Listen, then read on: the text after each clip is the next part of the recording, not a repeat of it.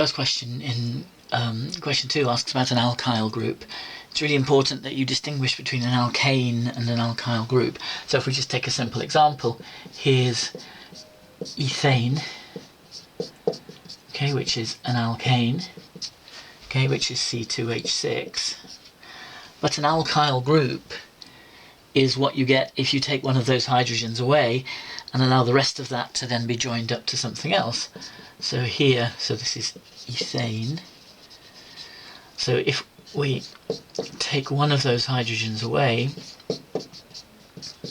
then we can connect it up to something else, which we'll call X. So it could be a chlorine or a carbonyl group or whatever. And so that's C2H5 then connected up to whatever, and that's an ethyl group. So that's the difference between an alkane and an alkyl group, that the alkyl group has one fewer hydrogens because it needs that bond to connect it up to whatever the rest of the molecule is. So the general formula, instead of CnH2n plus 2, which is what you get for an alkane, is CnH2n plus 1 is the general formula for an alkyl group.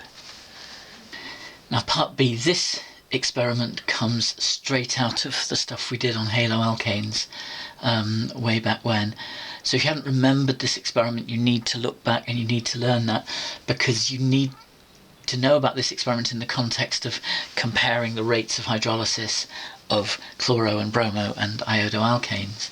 But here it's being used not as a rate experiment, but to identify which kind of haloalkane you've got.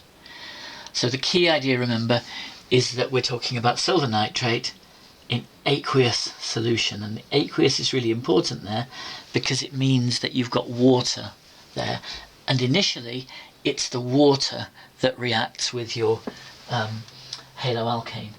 So it gives you this formula Rx, where R is an alkyl group and X is a halogen.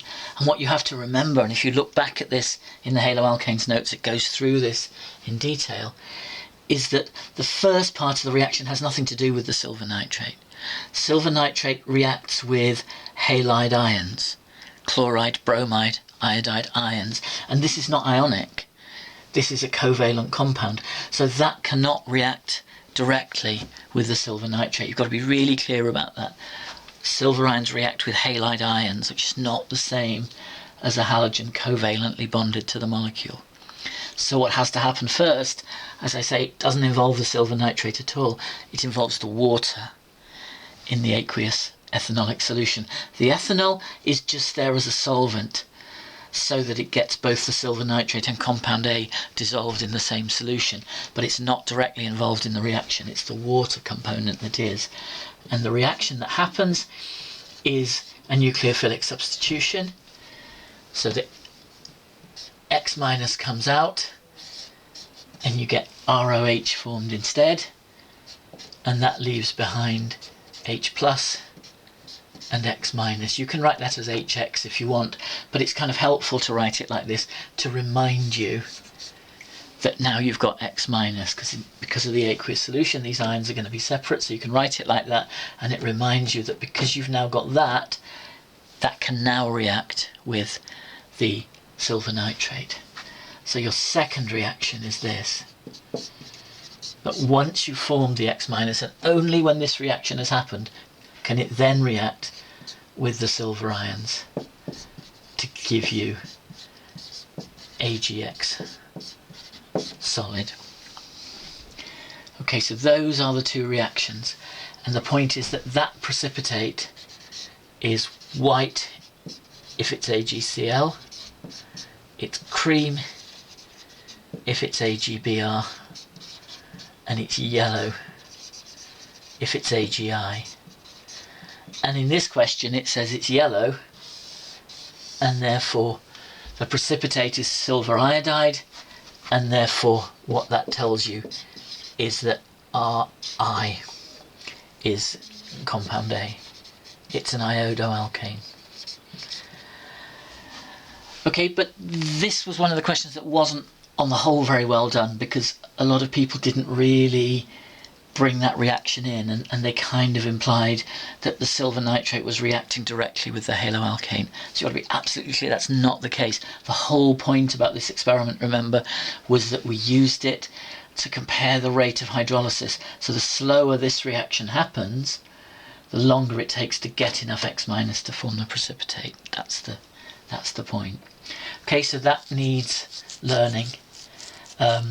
So that's the answer. And then it asked you if you couldn't tell what the colour was, because if the precipitate's quite thin, it's quite difficult to tell which of those colours it really is. So the confirmatory test is that the yellow precipitate is insoluble in concentrated aqueous ammonia. And ammonia is NH3, not NH4, not NH4 plus.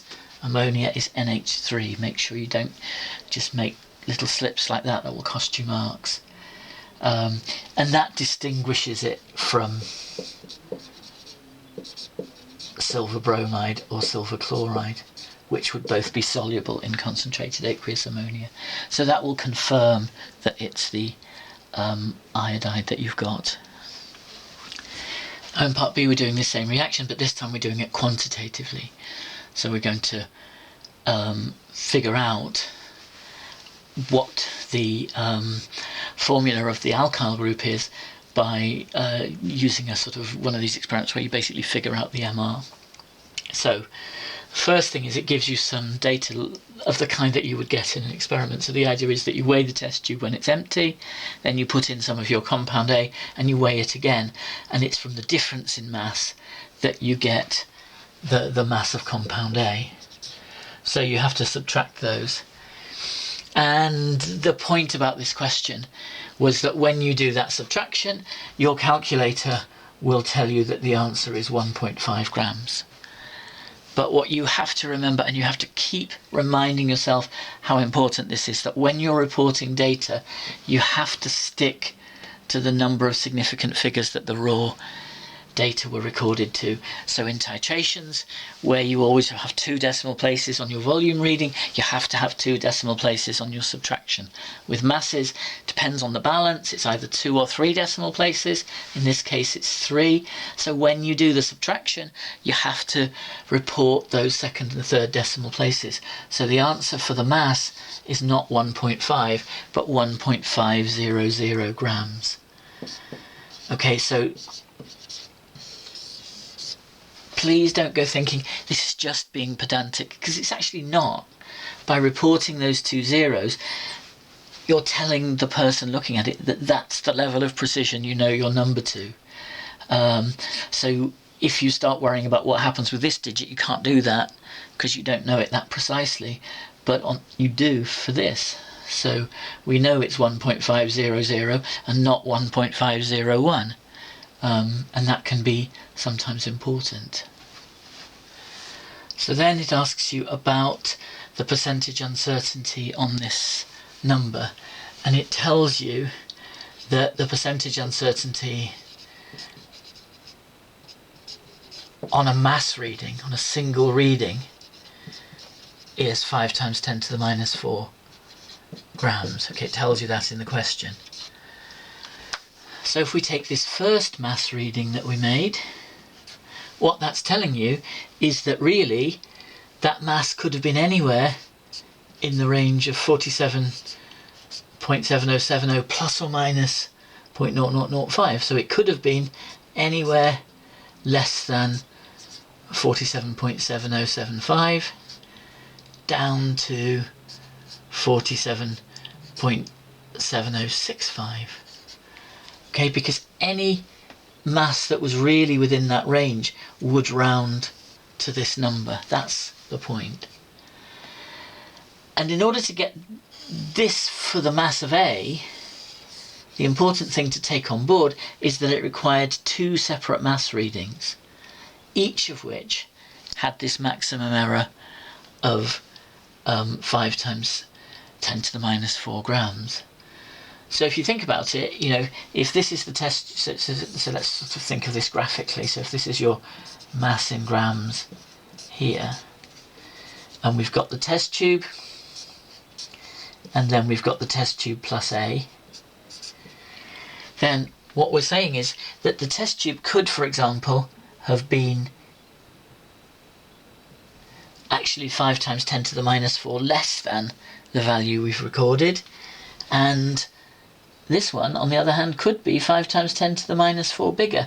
So then, instead of the mass being that, it would be found, it would actually be that.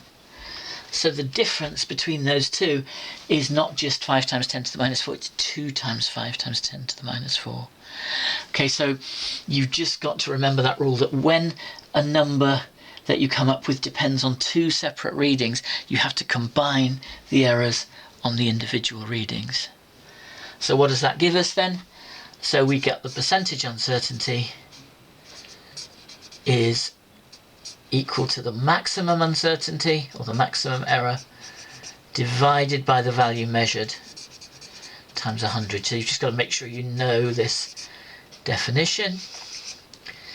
So the maximum error is 2 times 5 times 10 to the minus 4, because it depended on these 2 separate mass readings, divided by 1.500 times 100.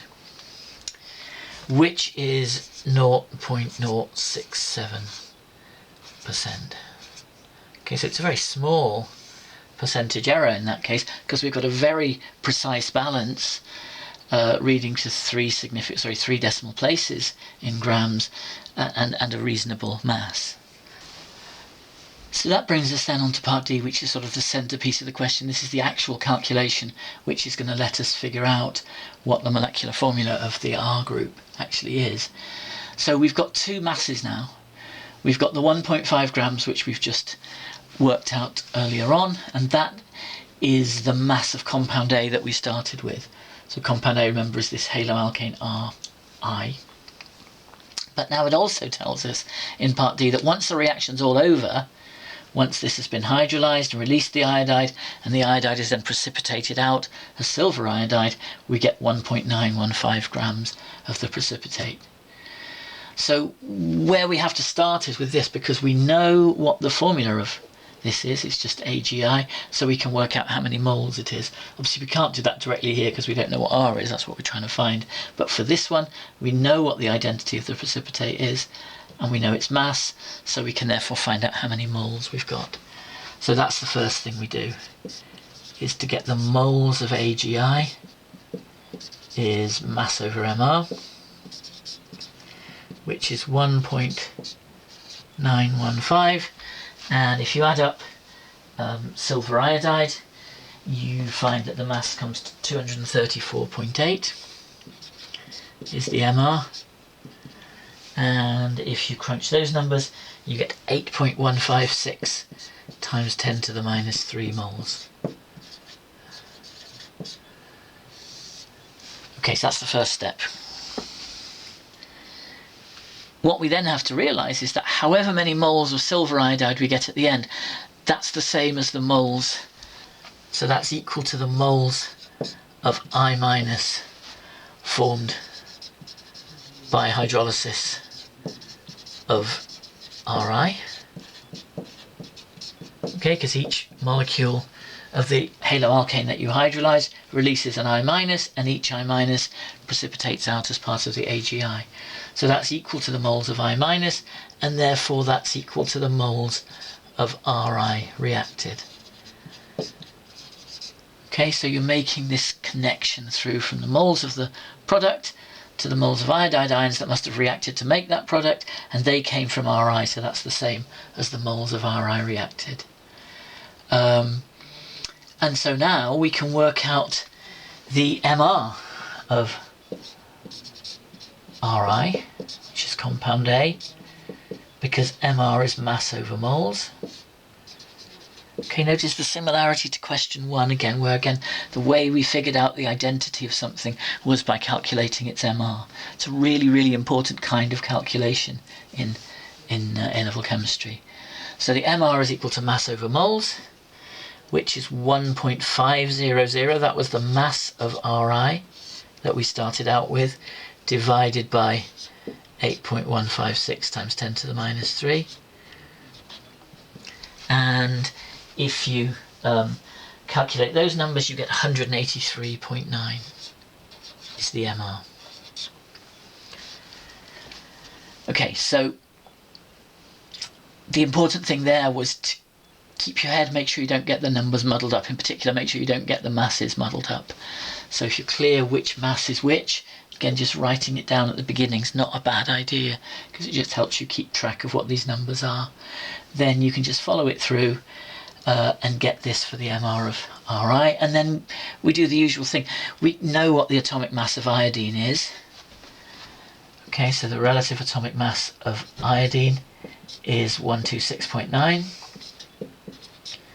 And so from that, we can get that the MR of the R group is equal to 183.9 minus 126.9. And if you do that subtraction, you get 57.0 is the MR of the R group. And then again, you do the trick with the carbons and hydrogens and think what combination of carbons and hydrogens could realistically give you 57. So if we think about it, 5 carbons, 5 12s are 60, that's too much. 4 12s are 48, so that's okay. So we can have C4, and that would leave you with 9 hydrogens, C4H9, that looks reasonable. If we had only 3 carbons, that would be 36, and so we'd have to have then 21 hydrogens, which is far too many, that doesn't work. So it's got to be C4H9 to add up to 57. So that means that compound A is C4H9I is the answer to the question there. And make sure that you did answer the question. You know, if your answer was just C4H9, you might not get the marks, because yes, you've correctly identified what the R group is, but the question is, what's the molecular formula of A? So you've got to write down the full thing. Don't, you know, fall at the final hurdle and throw a mark away when you've done all the hard work. Just go back, check what the question actually asked, and make sure you've answered that question. From part D, then, we know that that's the molecular formula of our haloalkane. But then in part E, it gives us some more information which is going to let us figure out what its actual structure is. And the key to that is that it tells you that the product of the reaction of the hydrolysis of that, so remember this was the reaction we'd already thought about when that reacts with water, it gives you C4H9OH plus H plus I minus. That was the reaction that we were basing the previous calculation on. But it tells you that that organic product cannot react with aqueous acidic potassium dichromate. Now, aqueous acidic potassium dichromate, remember, is the oxidizing agent for alcohols. And so if you heat a primary alcohol with aqueous acidic potassium dichromate, it will oxidize first to an aldehyde, and then if you oxidize for longer to a carboxylic acid. If you have a secondary alcohol, again it will react and it will oxidize to a ketone. So if this can't react, it can't be primary, it can't be secondary. That failure to react means that it must be a tertiary alcohol, is what you can conclude. So if you've got a tertiary alcohol, which is C4H9OH, there's actually only one possible thing it could be, because a tertiary alcohol requires you to have a carbon with 3 other carbons attached to it, and then the OH there. And obviously, if you've only got 4 carbons, that's them all accounted for. So that compound is the only candidate for the tertiary alcohol, and therefore compound A, which is the iodoalkane which is hydrolyzed to make that tertiary alcohol, must be this. And therefore that's the answer to the question. Now once again, a lot of people will throw the mark away. They'll do all that work, they'll figure out what's going on, they'll say, yeah, it's a tertiary alcohol, and then they'll just write down the structure of the alcohol. So you have to go back and check you've answered the question. If it asks you what the structure of compound A is, that was the original iodoalkane. It's not the alcohol, so that was what you needed to get the full marks in the question.